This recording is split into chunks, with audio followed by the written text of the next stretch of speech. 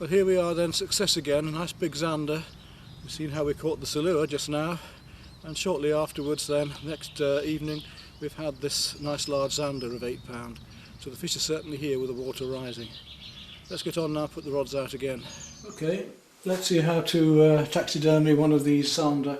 This one's just a smaller fish, going to be cut for the, just head and gutted for the cuisine, but this one I want to remove the meat and stuff the fish and keep the meat for cooking as well. Okay then, let's continue. We have to first remove this skin, having cut along the lateral line round by the gill here. And just a nice sharp filleting knife for this. We could use a taxidermy scalpel, but I find that actually for these sorts of fish, it's quite a heavy skin, that this sort of knife does the job quite adequately.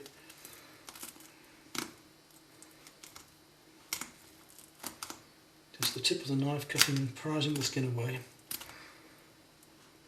There you see now we've cut away the meat almost down to the fins. When I come to the tail, I prefer just to cut around as far as I can get, and use some tin snips to get in here and cut through the bone and the radial bones going down into the tail itself, and same with the fins.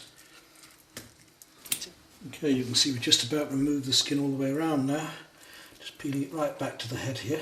See, now we've completely taken out the fish itself. It's just a matter of cleaning up the skin, scraping it clear, and I filleted that piece ready for my tea tonight. So all I had to do was cut along the bone. I have 2 beautiful fillets. Take the bone away. There's our fillets, nothing left. But they're too big like that, we'll cut them in half. Zander and chips, eh? Now, to clean the skin out.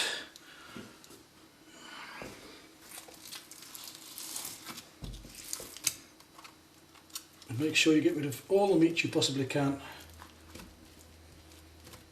The finished skin then, cleaned out as well as we need to do it, ready for the preparations of the chemicals. And we've taken out the eyes and the brain, all of the inside meat, just a few little spots left in there. Okay, I'm in my workshop now, and you can carry on the finishing of this fish. First thing we have to do is to put the formalin and the borax on to protect it and preserve it. So I have a syringe with the formalin, and I'm going to inject that into the remaining parts of the fish that have some flesh in that I couldn't quite clear out, and that will sort that out.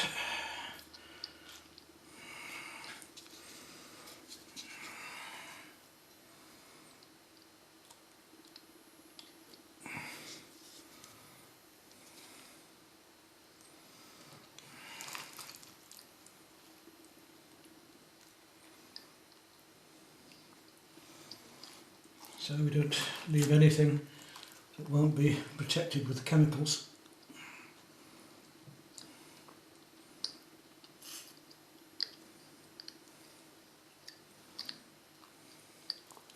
Good. Then plenty of borax. All this has to be done while the fish is nice and wet, because you don't want those fins to dry out and crack and split. You want to set them as neatly as possible with some card templates afterwards, which we have here. We don't put the borax on the outside of the fish, only the inside. Cover it really well. And we rub it in. We needn't rub the excess off like we do with an animal. The fish is a bit different.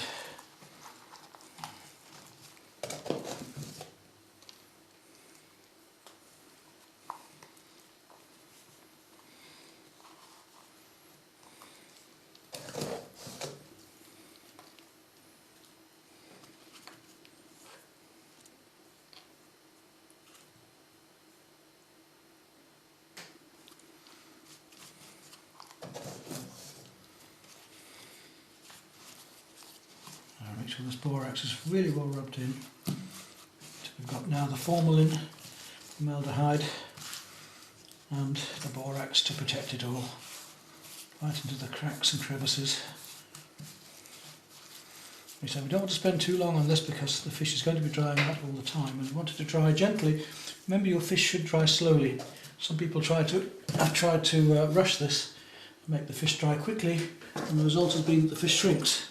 And they've taken a very expensive fish somebody's caught, they can't catch again, and shrunk the fish down to half the size. Fish has to dry very slowly and naturally. Right, having got that, we're now ready to start stitching the fish up.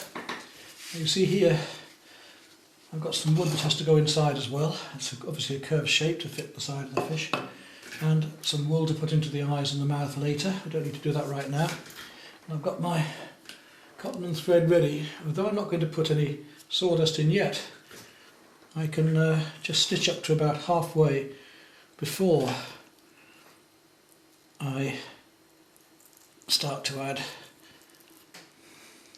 the sawdust into the pocket, and then tamp it right in. Start by tying a knot there. You'd think that this will show, but it won't actually. It's quite good. I've actually got my fishing rods out at the moment, and I've got a radio alarm on for big silure and Zander tonight. So if during the making of this video you hear a bleep bleep bleep bleep and I go rushing off, that's because I've got another monster on the line. Okay, back round, through,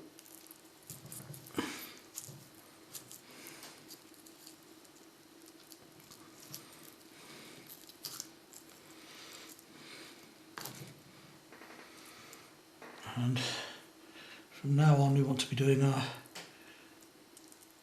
stitches all on the inside. So round, through, back round, inside again. Don't have to go too close together. Back round again.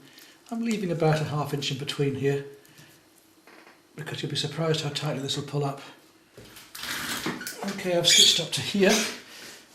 Now I've got the chance to start putting in some of this sawdust packing. Plenty in, and then use a stick to push it down. Use your fingers, a stick, whatever, just to get it right down into there. That's the main thing. That's better. And then continue pushing sawdust down into there.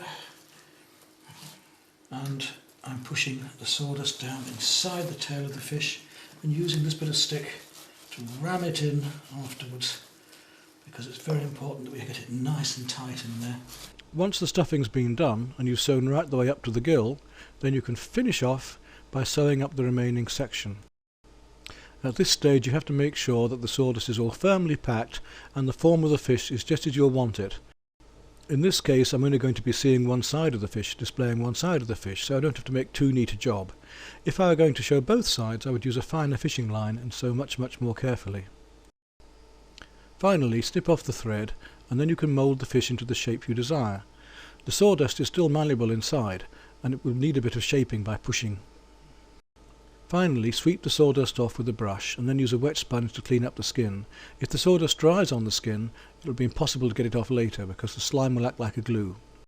Then prop the fish into the shape you want, lifting the tail or curving the body, and you have to then set the fins. This is done by cutting pieces of mount card and then pinning the fin to the mount card in the position you require.